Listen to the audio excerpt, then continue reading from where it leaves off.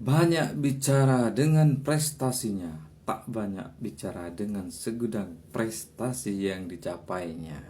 Inilah dia. Understanding seolah-olah pemerintahan saya tidak membangun infrastruktur. Itu salah. Dan kalau dilihat di ruangan ini, catatan sejarah tidak sedikit infrastruktur yang saya bangun dalam provinsi, kabupaten, kota, jalan rakyat, desa, itu lebih banyak. Dan Pak SBY bayar utang itu 1.840 triliun. Selama pemerintahnya 10 tahun itu bayar Ya, utang 10. 1.800 triliun. 1.840 triliun. Oke. Pak Jokowi bayar 5.323 triliun. Wow. Pak SBY mau bangun 11.350.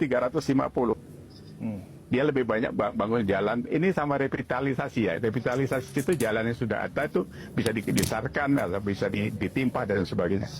Pak Jokowi itu membangun 10.700 Kilometer. tapi tolnya 2.700, dia lebih banyak daripada Pak SBY. Pak SBY bangun tol 350 km, Pak Jokowi 2.700. Ya. Jadi unda-undi saja dia. Bendungan. Pak SBY bangun bendungan 7, yang 18 itu bahasa yang dulu kita pakai itu mangkrak. Itu diteruskan Pak Jokowi ditambah lagi 56. Jadi Pak Jokowi itu bendungan itu 60-an lebih kan. Jadi terus apa lagi? Bandara, revitalisasi 16, Pak Jokowi 15. Yang baru Pak SBY 39, Pak Jokowi 38.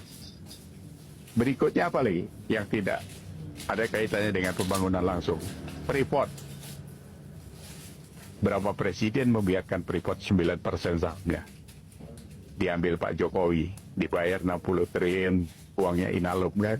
Kita ingat itu kan? Iya. Petral, berapa presiden menikmati Petral? Kita nggak usah mengatakan mereka terima komisi. Tapi kenapa itu didiamkan?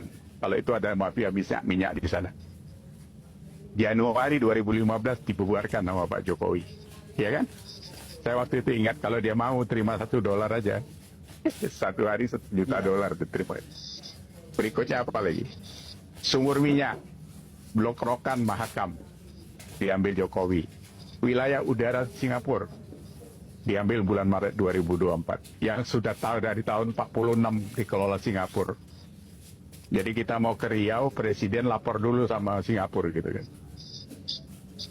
Apalagi kunjungan ke Papua, semua presiden cuma sekali kunjungan, Jokowi 18 kali. Jadi kalau kita compare benchmark, kan harus ada data gitu. Jadi kalau tidak ya kita ribut yang seperti sekarang ini, Mas Budius. Kesimpulan Ya, Pak Iyas dari indikator makro antara 10 tahun SBY dengan 10 tahun Pak Jokowi tadi, ditambah dengan misalnya infrastruktur dan kemudian ada juga penekanan kepada perhatian yang sangat khusus kepada Papua ya. Itu apa yang Pak Iyas simpulkan dari angka-angka yang memang sudah muncul ini? Gini, Mas Budius, kita ini kan punya Pancasila.